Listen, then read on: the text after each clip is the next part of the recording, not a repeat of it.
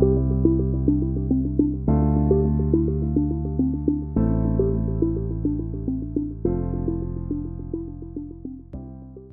Laurent. Bonjour Christine. On entend tous les jours parler de l'intelligence artificielle, tous les jours il y a des nouveautés, tous les jours il y a des nouvelles promesses, mais les organisations qui viennent nous voir nous viennent avec une question très concrète, c'est oui, beaucoup de promesses mais très peu de réalisations concrètes. Pourquoi selon toi? Alors d'abord, les organisations vont moins vite que la technologie. Les outils avancent, mais les données, les compétences et les processus, eux, parfois n'avancent pas aussi vite. Ensuite, on prend souvent l'outil comme point de départ dans l'époque, alors qu'il faut d'abord voir un cas métier afin de clarifier l'objectif. Et puis ensuite, il y a le passage à l'échelle qui est difficile.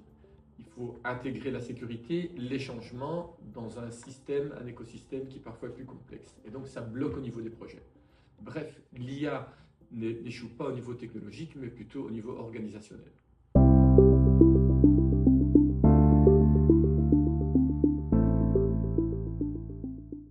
Lors des workshops que tu fais avec nos clients et les organisations, quelles sont en fait les réelles questions que le management se pose à propos de l'IA?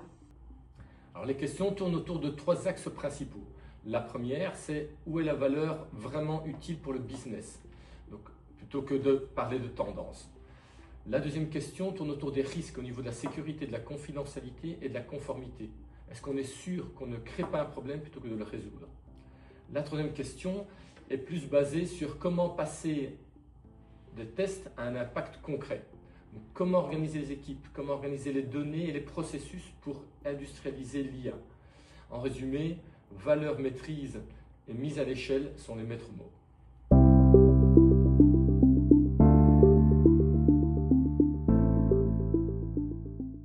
Chez Iris IMS, nous sommes spécialisés et travaillons énormément dans tout ce qui est gestion documentaire et gestion des flux de l'information dans les organisations. Où penses-tu que l'IA apporte concrètement le plus de valeur? Alors, dans la gestion documentaire, l'IA apporte vraiment du concret. Moins de tâches manuelles, moins d'erreurs, plus de vitesse. Alors ici, on parle de classification automatique, d'extraction des informations clés, d'analyse de contenu et du contrôle de conformité. Bref, des gains immédiats et directement visibles. Alors l'IA aussi transforme les informations en connaissances. L'approche comme le RAG, on pose des questions, on obtient directement des réponses depuis ces documents. Donc c'est simple, c'est rapide et surtout c'est fiable.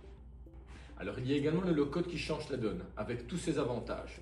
On intègre ces capacités-là dans par exemple le workflow où on a la validation, le routage et des audits. Tout ça rend les choses plus fluides. Alors chez Iris IMS, notre rôle est clair. On prend les technologies, on adapte vos flux et on génère du résultat.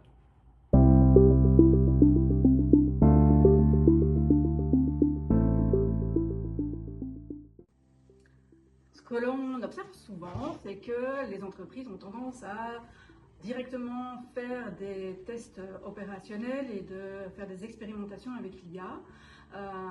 Pourquoi penses-tu que c'est important de prendre du recul et de surtout structurer l'approche? Alors effectivement, on voit souvent les entreprises qui vont directement vers des outils ou dans des POC. C'est normal étant donné que l'IA avance vite et donc on veut tester. Sans structure, on arrivera toujours au même problème. Donc la première chose, c'est prioriser. Toutes les idées ne se valent pas. Certaines ont des valeurs immédiates, d'autres sont trop complexes ou trop coûteuses. L'autre point important, ce sont les données. Donc on peut avoir le meilleur algorithme du monde, le plus puissant. Si on n'a pas des données de qualité, on aura toujours un impact limité. Donc la maturité des données est vraiment la base. Ensuite, le point clé, c'est l'alignement des métiers avec l'IT. L'IA n'est pas un projet purement technique. Donc il y a évidemment la gestion du changement qui est importante. Si les besoins, les contraintes, les processus ne sont pas alignés, on aura toujours une solution pour laquelle personne ne risque de l'utiliser. Alors un autre élément est la conformité. Avec l'AI Act européen, il est important de cadrer, de documenter et de maîtriser les risques. Donc pour cela, il faut évidemment une approche structurée. C'est essentiel. Alors un bon use case, valider les datas, aligner les équipes, c'est vraiment maximiser les chances sur l'impact.